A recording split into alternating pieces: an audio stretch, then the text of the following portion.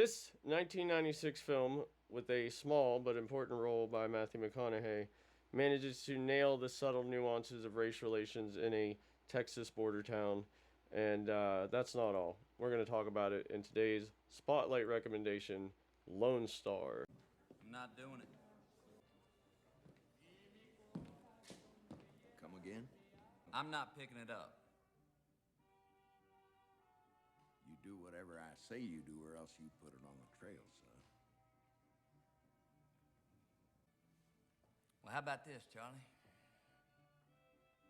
How about you lay that shield on this table and vanish before you end up dead or in jail?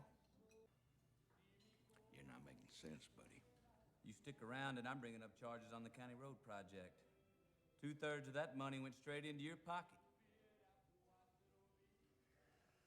You're being mighty careless with your mouth, son.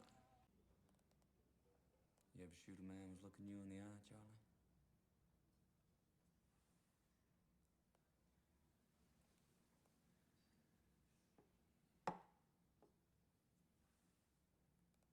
It's a whole different story, isn't it? You're fired. Not a soul in this county isn't sick to death of your bullshit, Charlie Wade. You made yourself scarce. You could make a lot of people happy. You little pisshead. Now or later. You won't have any trouble finding me.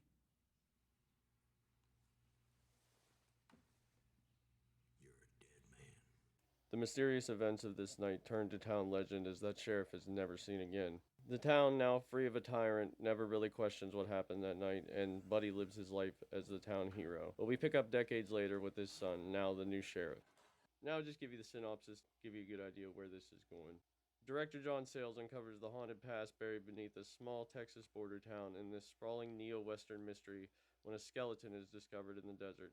Lawman Sam Deeds, Matthew McConaughey's character's son, son of legendary local sheriff, begins an investigation that will have profound implications both for him personally and for all of Rio County, a place still reckoning with its history of racial violence. Tearing down the memory of people who fought and died for this land. We fought and died for this land too.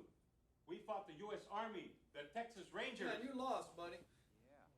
Winners get the bragging rights. That's just the way it goes. People. I think it would be best if we don't view this thing in terms of winners and losers. Well, the way she's teaching it's got everything switched around. I was on the textbook committee, and her version is not... We think of the textbook as a guide, not as an absolute. It is not what we set as the standard. Now, you people can believe whatever you want.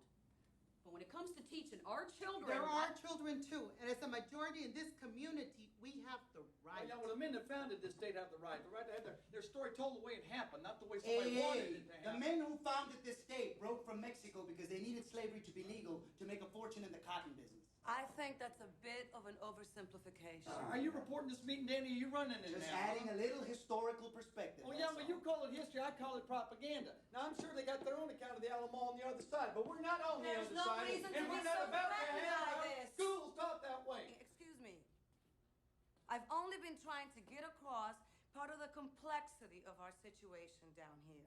Cultures coming together in both negative and positive ways. If you're talking about food and music and all, I have no problem with that. But when you start changing who did what to who... We're not changing anything. We're just trying to present a more complete picture. And that's what's got to stop. Look, there's enough ignorance in the world without us encouraging it in the classroom. Now, who are you calling ignorant?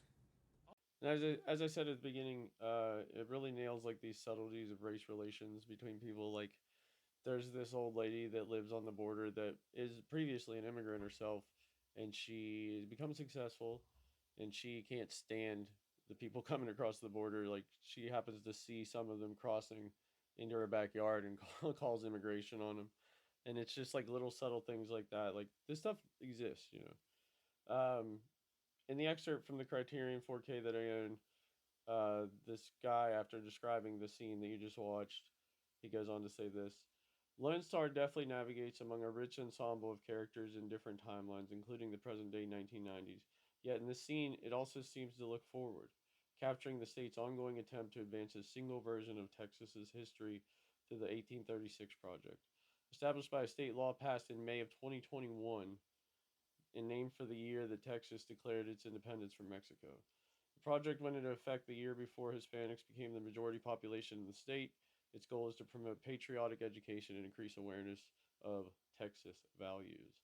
This includes celebrating Anglo settlers and severely minimizing the roles of Mexican, American Indian, and black populations in the state's history.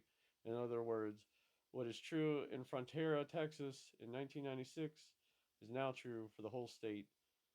Then again, perhaps it always has been. Another aspect of this film I love is the transitions from past to present. There's often like no hard cut. It just, it scans up or pans left to right, and you're then in the past or the present. And it's just such a artistic representation of the past bleeding into the present and its effect on everything. You remember this?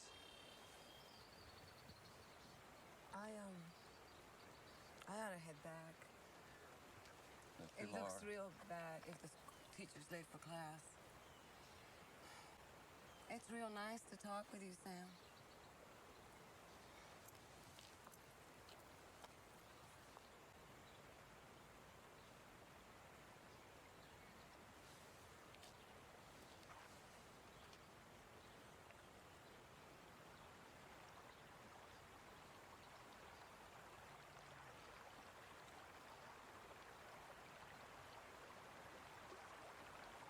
Are you gonna tell her? You gonna tell him? He doesn't need to know all my business. He's gonna find out. So, what's he gonna do? Arrest us?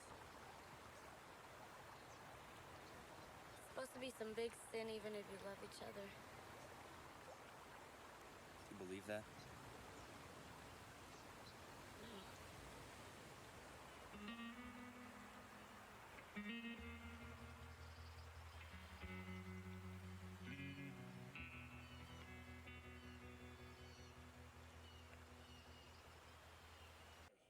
One of your old-fashioned bribe or bullets kind of sheriffs. He took a healthy bite out of whatever moved through this county. It was in here one night, back when Jimmy Herrera ran the place.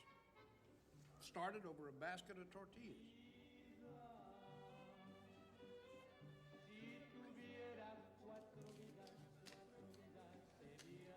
Peter Fair doesn't agree with me, but the price sure is right. Jimmy relatives. People breed like chickens. I don't want to keep yammering on too much about it as this is a recommendation. I don't want to spoil things, but if you're a fan of neo-western movies like No Country for Old Men, you should love this.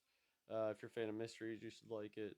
It's got a great cast: Chris Cooper, Elizabeth Pena, Chris Christopherson, Matthew McConaughey, Joe Morton, Ron Canada, Frances McDormand even pops up in this. So yeah, I mean it's the pedigree's there.